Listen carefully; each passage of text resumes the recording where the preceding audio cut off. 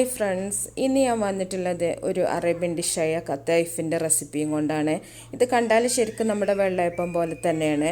നമ്മൾ സാധാരണ അരി അരച്ചിട്ടൊക്കെയാണല്ലോ വെള്ളയപ്പം ഉണ്ടാക്കാറുള്ളത്.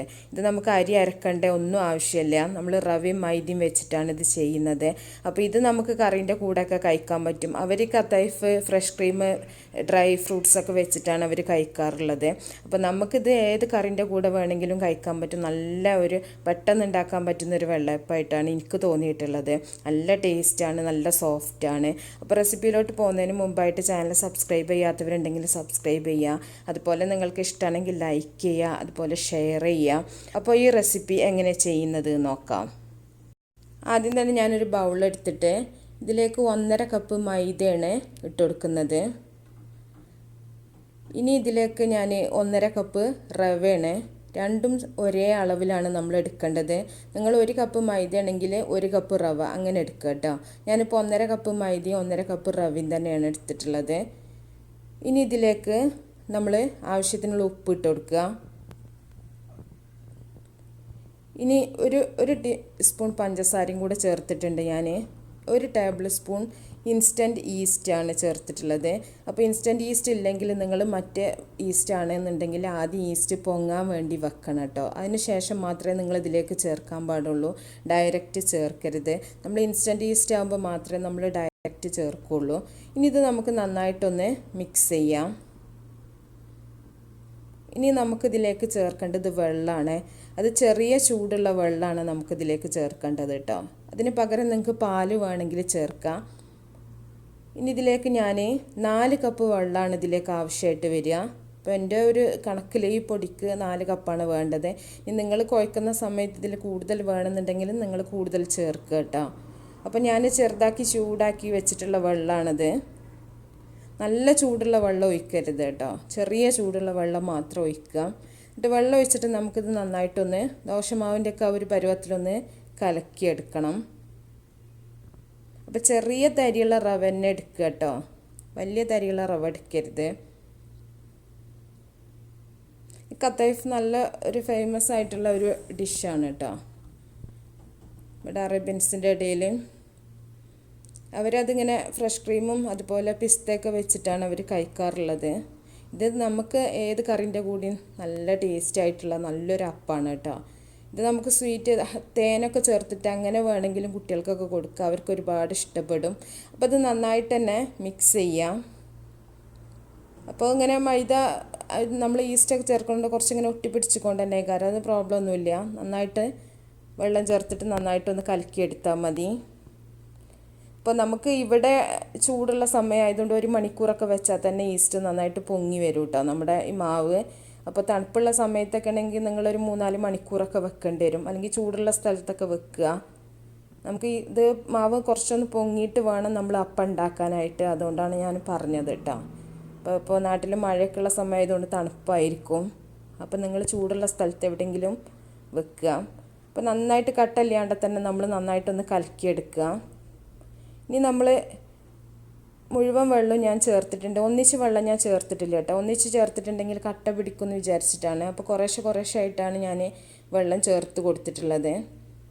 ഞാൻ വിശദമായിട്ട് പറയുന്നത് ആർക്കും അങ്ങനെ മിസ്റ്റേക്കൊന്നും വരരുതെന്ന് വിചാരിച്ചിട്ടാണ് കേട്ടോ. അപ്പോൾ നമ്മൾ ആദ്യമായിട്ട് ചെയ്യുമ്പോൾ എന്തെങ്കിലുമൊക്കെ അബദ്ധങ്ങൾ വന്നാൽ നമ്മൾ വിചാരിക്കും അത് ഇങ്ങനെ ശരിയാവില്ല എന്ന് വിചാരിക്കും. അങ്ങനെ വിചാരിക്കരുത്. അപ്പോൾ ഈ ഒരു പരുവത്തിലാണ് നമ്മൾ കലക്കിയെടുക്കേണ്ടത്. ഇത് നമ്മൾ അടിച്ചിട്ടൊന്ന് വെക്കുകയാണ്. ഞാനിവിടെ 1 മണിക്കൂറേ വെക്കണുള്ളൂ കേട്ടോ. ഇവിടെ ചൂടുള്ള കാരണം 1 മണിക്കൂർ വെച്ചാൽ തന്നെ മാവ് പൊങ്ങി വരുന്നുണ്ട്.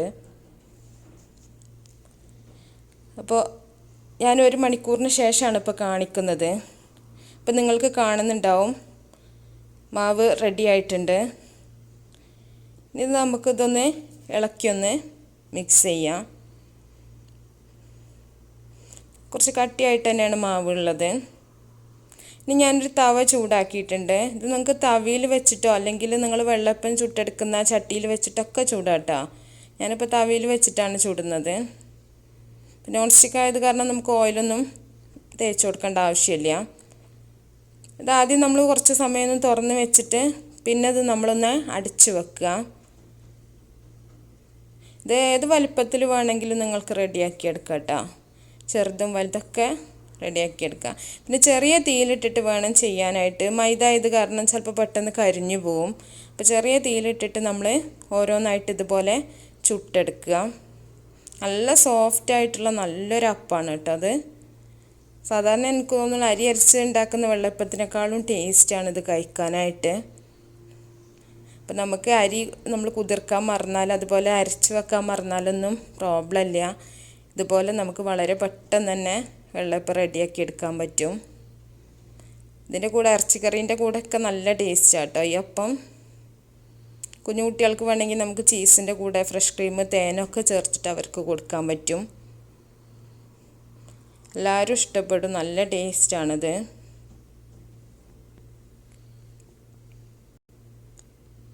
അപ്പോൾ കുറച്ച് സമയം ഒന്ന് തുറന്ന് വെക്കുക. അപ്പോൾ ഹോളൊക്കെ കറക്റ്റ് വന്നതിന് ശേഷം നമ്മൾ അടച്ചു വെക്കുക. അപ്പം നിങ്ങൾക്ക് കാണുന്നുണ്ടാവും, നിങ്ങൾ കാണുന്ന പോലെ തന്നെ നല്ല സോഫ്റ്റായിട്ടുള്ള നല്ല അപ്പാണത്. പിന്നെ ഞാനിതിൻ്റെ അളവൊക്കെ ഞാൻ ഡിസ്ക്രിപ്ഷനിൽ കൊടുക്കാം കേട്ടോ. അപ്പം നിങ്ങൾക്ക് ആ ഒരു കറക്റ്റ് മെഷർമെൻറ്റ് കറക്റ്റ് ആയിരിക്കണം എപ്പോഴും. ഇത് നിങ്ങൾക്ക് ഗോതമ്പ് പൊടി വെച്ചിട്ട് ചെയ്യാം കേട്ടോ. ആട്ട പൊടി ഉണ്ടെങ്കിൽ അത് വെച്ചിട്ട് ചെയ്യാൻ പറ്റും. അതും റവയും കൂടെ വെച്ചിട്ട് ചെയ്യാം. മൈദക്ക് പകരം ഗോതമ്പ് പൊടി എടുക്കുക. മൈദ കഴിക്കാൻ പാടില്ലാത്തവർ അങ്ങനെ ചെയ്ത് നോക്കുക കേട്ടോ. ഞാനൊരു പ്രാവശ്യം അങ്ങനെ ചെയ്തിട്ടുണ്ട്, അങ്ങനെ ചെയ്തിട്ടും നന്നാവുന്നുണ്ട് കേട്ടോ. പക്ഷെ മൈദൻ്റെ അത്ര ടേസ്റ്റ് ഇല്ല, എന്നാലും നല്ല ടേസ്റ്റ് തന്നെയാണ്.